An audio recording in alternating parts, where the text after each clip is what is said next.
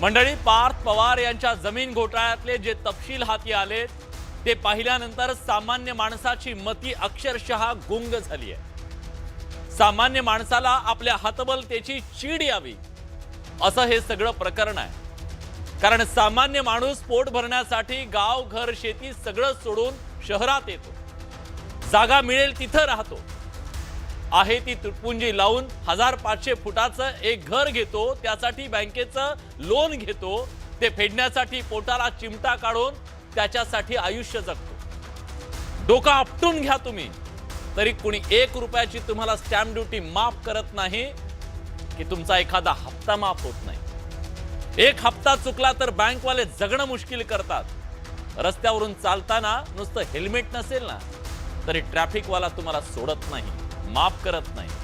आणि हे लोक हातोहात सरकारची 1800 कोटींची जमीन हडप करण्याचा प्रयत्न करतात। या लोकांना जमिनी हडप करण्याचा भस्म्या रोग झालाय असं म्हटलं तर काय चुकलं सांगा। 1800 कोटींची जमीन 300 कोटीला खरेदी केली असं दाखवलं, तीही फक्त कागदोपत्री। 300 कोटी तर दिले नाहीतच, पण त्या व्यवहारापोटी 21 कोटींची जी स्टॅम्प ड्युटी होती, जी सरकारला भरायची होती, तीही भरायची यांची दानत नाही। तिथेही लबाडी करून माफ करून घेतली, म्हणजे 1800 कोटींची 40 एकर जमीन फक्त 500 रुपयात हडपली।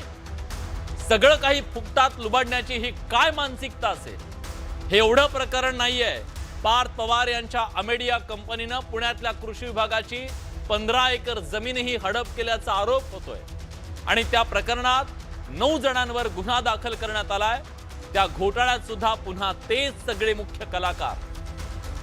हे काय चाललंय? एवढा कॉन्फिडन्स येतो कुठून?